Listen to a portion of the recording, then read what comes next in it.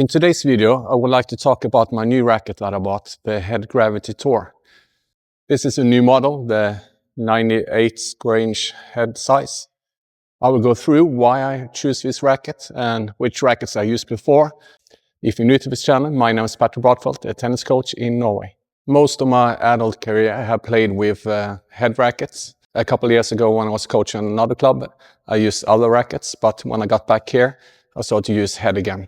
And the racket I used to play with is the Head Prestige. This racket I loved. I played with 15 years or something. The reason I wanted something new was because I wanted a lighter racket and some more power on the racket.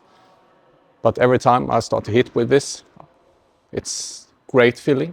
It's the Prestige Pro.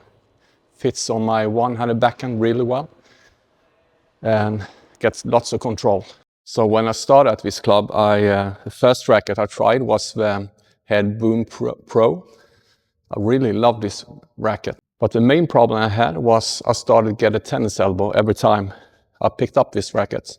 And also lately when I was playing with this, because I was trying other rackets before the Gravity, and I noticed some pain in my elbows. So I can't play with this one. It was nice on the backhand, forehand, and the volleys especially. However, I couldn't serve with this racket. So yes, I like it, but it wasn't for me. Then I started to use the Head Speed MP.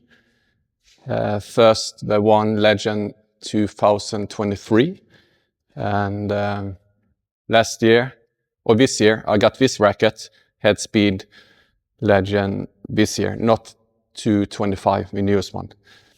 I really like this racket, especially on my forehands. I feel I can do whatever I want with the ball. Great topspin, hit flat. Somehow I can't hit one-handed as good. Backhand slice is very nice. Volleys, I don't like at all. It feels like I don't have any stability in the head frame. So I tried to add some lead tape. It helped a little bit, but yeah, it's not for me. If I play two-handed backhand, it'd probably be a racket for me, but with my one-handed backhand, I didn't feel that comfortable. Serve, okay. It's a really good racket, but it didn't fit my playing style. So that's when I choose this racket, Head Gravity Tour. And I really like this racket. I feel I can hit all my shots with a racket, especially with one-handed backhand. It feels very nice and natural. Let's talk about some specs on these rackets. So I weighted both of my rackets and they were both at 305 grams. And the swing weight were the same at 328. So I don't know if I was lucky with my batch of rackets or it's really good quality control on these rackets. So I don't have to do any customization, so that's really nice. What I've done to my racket, I have put 2 overgrips on. So that's roughly 10 grams extra in the handle. And the strings I'm using is a Head Hawk Touch. At first I strung it at 24 kilos and I was like, I don't like this. I preferred the original string, this one here. Online they say it is Head Hawk Touch, but I don't think it is. I think it's maybe Head Hawk Power or something. And anyway, I was measuring the dynamic tension of it and I noticed it was at 31 and that's roughly 21 kilos. So when I strung the Head Hawk Touch in 31 DT, I really liked it. Now it plays like the original racket and even better. I can feel I have that feeling and control in the strings now. The tool I'm using to measure the dynamic tension is ERT 300. Quite expensive, but I like to measure my rackets and since I'm going to do some string reviews later on, it's a perfect tool for me. And on this latest racket, I tried another string, the Head Lynx, strung at the same DT 31. And yeah, I didn't like that as much. I will do a review on both strings later on and talk more who it's for and so on. But for now on, I like the Head Hawk Touch. I'm going to try other strings as well to see if there is anyone better. But Head recommends head-arc touch in these rackets, and they might be right. The head is a little bit bigger, the special shape in these frames, so the sweet spot is a little bit bigger on these rackets. And you can actually notice when you miss-hit the ball, if you hit it here somewhere, it's really dead. And at those spots you won't get any power at all. But if you hit in the sweet spot, it gives you a lot of power. So you get the feedback if you don't hit in the sweet spot. I like that, but it's not as good always when you're playing matches because the ball doesn't go to the net almost. So that's something to be aware of. However, if you're like me and playing with prestige rackets, it shouldn't be a problem because that sweet spot is even smaller. Let's get back to the court and talk a little bit about how it performs. The thing I like about this racket is, of course, the paint job is really nice. So it's 10 out of 10 on the paint job.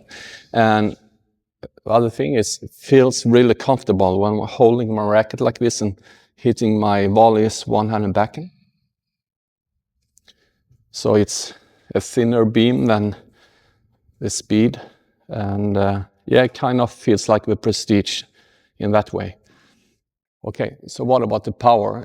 Well, you can generate a lot of power with rackets, but it's not the power racket. I mean, if you hit soft, slow strokes, it's not that much power on a racket. So, but if you hit through the ball, it's a lot of power. So it's more a control racket, but you need fast swings, I believe, to get the power the racket can generate. So it has lots of power, but you have to generate by yourself. That's why I believe I read online that a lot of people have trouble reaching out on defense. They don't get as much power. It's probably because that is more control racket and you really have to generate your speed of racket. But for me, I have no problem with that. So on the forehand, it feels really good. Have some troubles with the high forehands now. I don't know, it feels like I'm hitting off center. So I'll probably have to get used to that. And when I get used to that, it shouldn't be a problem. I can generate a lot of spin. I can generate a lot of power during my flat shots. On the backhand, it feels so natural. When I'm here, it swings so naturally. So really love it for one-handed backhand. Backhand slice feels really good.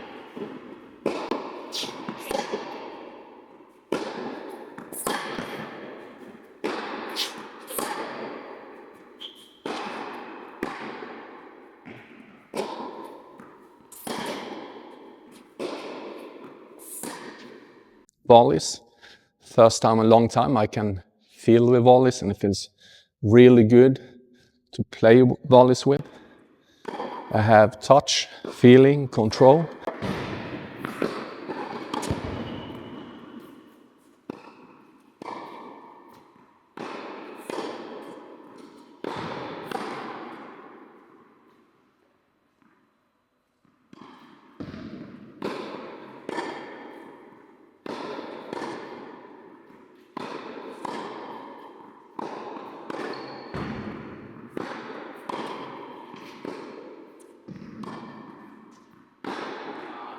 But where it really shines for me is on the serve.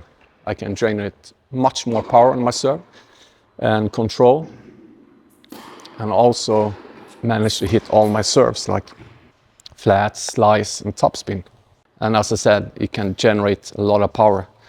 So I definitely love this racket, especially on the serves.